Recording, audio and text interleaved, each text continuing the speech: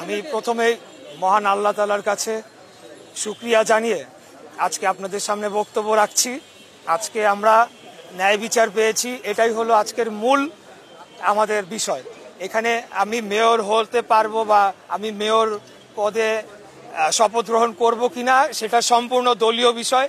আমি বাংলাদেশ জাতীয়তাবাদী দলের হয়ে ধানের শীষের মার্কা নিয়ে 2020 সালের 1 ফেব্রুয়ারি ঢাকা দক্ষিণ সিটি কর্পোরেশনে অনুষ্ঠিত যে মেয়র পদে নির্বাচন করেছিলাম এবং পরবর্তীতে সারা বাংলাদেশের কাছে, জাতির কাছে দিন দুপুরে আপনারা দেখেছেন ডাকাতি হয়েছে। মিডিয়ার ভাইরা সারাদিন আমার সাথে ছিল এবং নির্বাচন পূর্বের যে প্রচারণার যে কার্যক্রম তার প্রথম থেকেই ডে 1 থেকেই আমরা অভিযোগ দিয়ে আসছিলাম। সেখানে বিভিন্নভাবে আমাদের প্রচারণাকে বাধাগ্রস্ত করা হয়েছে। আমাদের তখনকার বিএনপি সমর্থিত কাউন্সিলর প্রার্থীদেরকে বিনা মামলায় গ্রেফতার করে নিয়ে যাওয়া হয়েছে। আমাদের প্রচারণার মাইক ভাঙচুর করা হয়েছে, পোস্টার ছিঁড়ে ফেলা হয়েছে। আমাদের শেষ দিকে গিয়ে আমার মিছিলের উপর হামলা পর্যন্ত হয়েছে এবং আমাদের বহু নেতাকর্মীদের মেরে রক্তাক্ত করে ফেলা হয়েছে। সর্বশেষ নির্বাচনের দিন আমি মিডিয়ার সমস্ত ভাইদেরকে নিয়ে বিভিন্ন কেন্দ্রে যাই। সকাল 9:30 পর্যন্ত তারা কেন্দ্রই খোলে নাই। 9:30 থেকে 1 ঘন্টা 1.5 ঘন্টার মতো কেন্দ্র কয়েকটা খোলা ছিল।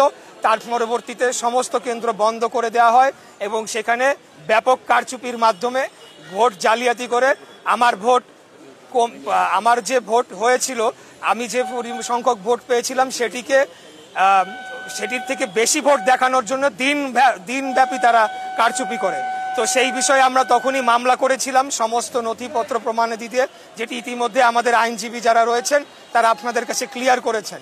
তো আমি যেটা বলতে চাই যে সবচেয়ে মূল বিষয় হচ্ছে যে আজকে ন্যায় বিচারের আমি পেয়েছি এবং বাংলাদেশে ন্যায় বিচার ফিরে আসুক। জনগণ, যে একজন সাধারণ নাগরিক যাতে তার ন্যায় বিচারটি পায়, সেটির ধারাটা যে শুরু হচ্ছে বা শুরু হয়েছে খুনি স্বৈরাচারী ফ্যাসিবাদী হাসিনা সরকারের পতনের পর, সেটির ধারাটা অব্যাহত থাকুক এবং পরবর্তীতে বাংলাদেশে আমরা সর্বস্তরে ন্যায় বিচার প্রতিষ্ঠা করতে পারি। এটি হচ্ছে আমাদের মূল উদ্দেশ্য, মূল লক্ষ্য।